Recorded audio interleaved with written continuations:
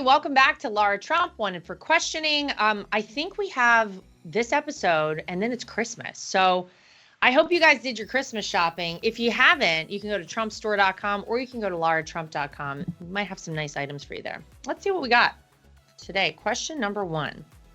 Would you recommend a Boykin Spaniel or a Golden Doodle as a first family dog with 2 kids, age 6 and 9? All right, first of all, let's just back up for a moment.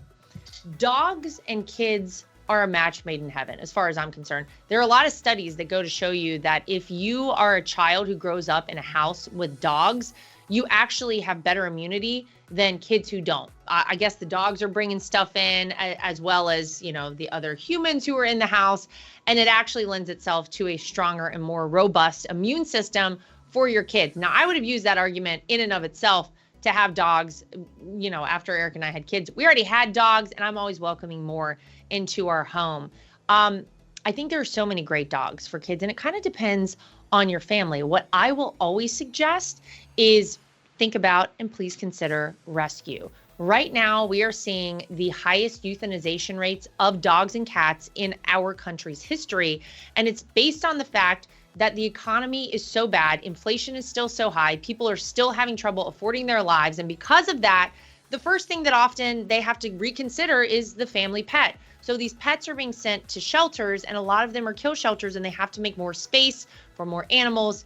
And you get the picture. We're seeing the euthanization rates skyrocket right now. So you could actually save 2 animals if you think about it. You take one out of a shelter, and then you give space for another one to go in. That's 2. So please consider that. That said, I think you got to do what's best for your lifestyle.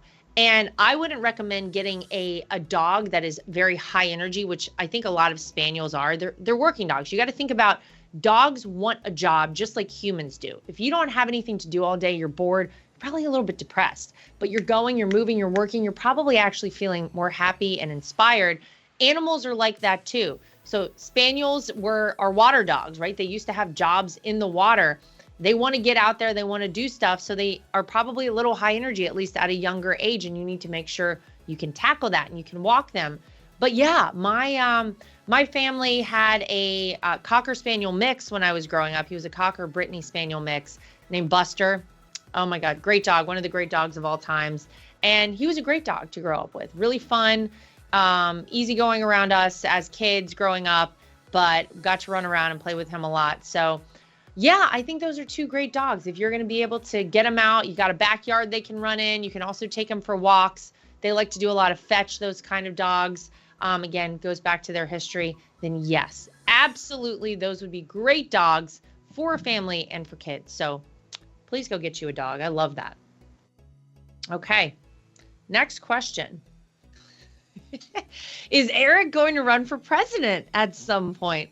Wow. Well, we just got this one done. I like your head is, moving forward. And I have seen all of these like graphics of it's like Donald Trump 24. And then it's got like Eric and Don and Barron and Ivanka. It's got like the whole, speaking of a dynasty, the Trump dynasty, which I know folks on the left love to consider. Eric is very happy right now running the Trump organization. And it's amazing because I've said this before. I don't think Donald Trump would have actually run for president in 2015, come down the golden escalator, if he didn't feel he was leaving his company, the company that he saw from the ground up. Yes, his dad had a background to some extent in real estate, but it was in like apartment buildings in Queens and in Brooklyn, not in Manhattan, not Trump Tower, not Donald Trump changing the face and the skyline of New York City. He did that all on his own, and he would not have left this company that he worked his entire career for and gone to run for president if he didn't trust that he had, kids who could handle it and take it over. And obviously that's what Eric has done. And he's really stepped up to the plate, and he pretty much runs the whole company. And so I can tell you, he really enjoys that. He loves building things. He loves the golf side of things. He also has his dad's eye when it comes to the meticulous nature of Trump properties. I mean, Eric and I, this is why we actually do not vacation at Trump properties, because he can't relax. We'll sit there at dinner and he's like, there's a light out over there, or that switch isn't working. I've seen somebody hit it twice. It's like crazy stuff, like next level. But he can't relax. He can't, like enjoy himself because he's always working. He's always looking around and watching things. So I say all that to say that I do think he's very happy where he is right now. And having just gone through an election where, look, my job was the RNC, my job was the election. Eric's job still technically was at the Trump organization, but he, you take a step away from that while you're out campaigning and running around this country and doing all the things that he did to try and help make sure his dad became the 47th president. He's happy to be back there right now. So let's see what happens. I would also never say never to something like that happening. I don't know. Look, people have counted Donald Trump out from day one. And take a look around. He's probably the most important political figure this country has seen since George Washington. So with that, I'll say it's a big fat maybe for Eric Trump. You never know in the future. MyPillow is excited to announce that their Christmas extravaganza is finally here. Get this season's flannel sheets for as low as $59.98. They won't last long, so get them while you can. Their famous My Slippers, these haven't been on sale for over a year and are regularly priced at $119.98, but for a limited time are now only $59.98. And their 6-pack towel sets are back in stock with extremely limited quantities, only $29.98. With hundreds of MyPillow products, there's something for everyone on your Christmas list, from bathrobes, duvets, quilts, down comforters, and so much more. But that's not all. They're extending their 60-day money-back guarantee until March 1st, 2025. Plus, all orders over $75 or more ship absolutely free. Go to MyPillow.com or call 800-624-3945 and be sure to use promo code TRUMP to save on all MyPillow products. That's promo code TRUMP. Okay. Next question. Who is your current favorite author? Mine happens to be Donald Trump for Think Like a Champion and Informal Education in Business and Life. I'll tell you a book that was very impactful for me. And it's written by a guy named Michael Pillsbury. It's called The 100-Year Marathon. And this is about what's gone on in the background while we're just living our lives here in the United States over the course of decades. I mean, we're going back like 60 years or so in the world. In terms of what China has been doing while we're just like asleep at the wheel here in America, we're just casually living our lives, nothing to see here. They have been strategic with every single move they've made. We've been playing checkers, they've been playing chess, and they call it the 100-year marathon because they're playing the long game. And that's what a marathon is. It's a long race, and you've got to be in it to win it. You got to stay focused and keep your eye on the prize. And don't kid yourself, China wants to overtake America as the superpower of the world. They always have, and they've wanted to do this now for decades. This has been their goal. But the idea is that over the course of 100 years, they strategically place themselves in certain areas. Take a look around. You get things that say made in Italy. Guess who's actually in charge of that? It's China. Look at China. They go into places like, when America left Afghanistan, that embarrassing withdrawal. Guess who's in there now? China's in there. They're buying up places in the U.S., farmland. Don't forget that. They're going into places like Africa and kind of taking over and reestablishing things in these certain communities in Africa. They're not dumb. These are very smart people. Look at what they do here in the U.S. Our TikTok, kids twerking, acting like idiots, doing these challenges where they drink like cayenne pepper and dumb things like that. You know what their kids are doing on TikTok? They're playing the violin. They're doing science fairs. They're doing really great things to further themselves as human beings, and that will actually benefit their country. So I would recommend, if you want to do a little reading, I'm not going to say it's light reading, but it's very interesting reading. 100-Year Marathon, Michael Pillsbury is his name. And I also I have a hard time reading anything that's fiction. I like real, true accounts of historic figures and biographies and those sorts of things. So for me, the author sometimes is the person themselves. But that's good. I kind of like that. Okay, next question. What do you think these drones are? Isn't that the million-dollar question? Everybody wants to know that. You know, I have a hard time believing it's just like a couple of kids who are just like messing around. I would like to know if it is from our own government. Maybe it's not a military item per se, but it could be from one of the agencies in our government. And if that's the case, maybe let the local officials know, maybe let the governors of some of these states know, you know, New York, New Jersey, let them know what's going on. Let the local mayors know so that nobody's panicked, because there are a lot of people panicking right now.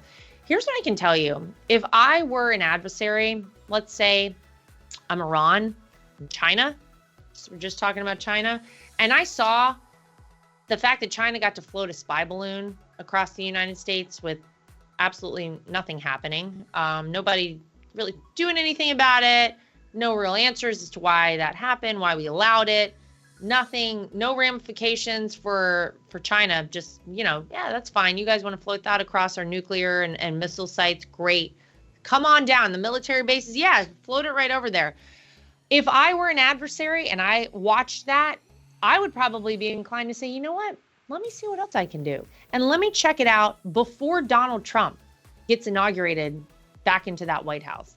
Because now's the time. You got to test the water, see where you can go, see what's out there, see what's going on. Because they know when daddy's home, that jig is up. The game is done with that. People are not going to be able to do this kind of thing and mess with the United States.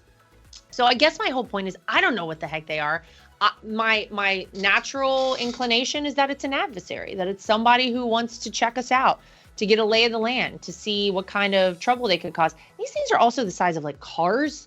And I have a hard time thinking like a hobbyist is out there just kind of like messing around with like a car-sized drone. I've seen videos of these things where people are like on a plane, landing on the plane, like at LaGuardia, I think somebody was. Yeah, the drone is like right there beside them, maybe in their flight path. I don't know. That's a little bit concerning. They can kind of come and go undetected, supposedly. I would like to know what the heck they are, and I would at least like some sort of answers. I think we're due that as a country from our federal government, from the people who are supposed to be in charge. I'm not going to hold my breath on it until after January 20th, but yeah, it's very concerning to see these sort of things happen. Not surprising. This administration has just absolutely relinquished control of anything, control of the southern border, control of crime, fentanyl pouring into the United States, any ability to maintain peace around the world. They're just done with it. Whatever, it's a free for all. Not for long, folks. We have 30 some odd days until Donald Trump is inaugurated as president. So all done after that. Fun and games are over for the bad guys. So you're on notice. Okay. Final question. I think you will make a great governor for Florida. Are you going to run for it? Also, I heard you can lift 150 pounds. Yeah. Apparently my father-in-law in a news conference just talked about my workouts as part of some sort of answer that he gave. I actually wasn't watching live when this happened. I got some texts about it. So he's not wrong. I can lift 150 pounds. That's accurate. Will I run for governor of Florida? You know, not right now. We've got a governor. His name is Ron DeSantis. And I am trying to figure out my next move. You know, there's a lot going on right now. A lot of different avenues I could possibly take. So I'm considering all of them. And I think actually in that news conference, my father-in-law, when talking about me, said that I have two main concerns, the country and my family. And that is exactly right. Those are complete, accurate depictions of my two main focuses. Look, I spent most of the past year of my life focused on this country and making sure that my father-in-law became our 47th president, making sure that we were, God forbid, not going to see a Kamala Harris presidency. First a Joe Biden presidency. Don't forget that last year's been absolutely wild. But that the right thing happened with this election. And so I was very proud to play a role in, some capacity in this election. And I was certainly focused on the country and making sure the right thing happened. But, I also have two young kids. I have a husband. I have a couple of dogs. I have a family here in Florida who I don't feel like got to see enough of me over certainly the past like 4 months. It was really nuts at the end, but that's how it is. That's how these campaigns go, and that's okay. So I'm trying to figure out the right path for me, for the country, for the future. So stay tuned. I don't know. Who's to say? Maybe one day I'll decide to run for governor of Florida. Again, never say never when it comes to a Trump. All right, that's going to do it for us for this episode of Lara Trump Wanted for Questioning. Make sure you send us more. This time in a week, we're going to be at Christmas, and I hope you guys have your shopping done.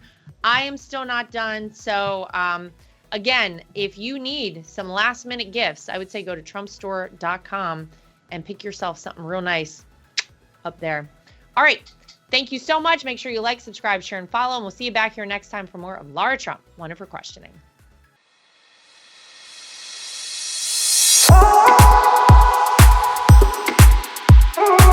Nothing is worse than being on a phone call that drops. Nothing is worse than trying to text someone and you can't reach them because your phone is out of service range. And nothing is worse than supporting these major corporations and companies who don't support us. That is why I love Patriot Mobile. They are America's only Christian conservative wireless network. They use every cell tower out there available to all networks so that they have the greatest 4G and 5G coverage nationwide, and they support the causes that are important to us as conservatives. If you go today to patriotmobile.com/Lara Trump and use the promo code Trump, you will get free activation today. Again, that is patriotmobile.com/Lara Trump. The promo code is Trump for free activation so that you can get a great cell plan and feel good about doing it.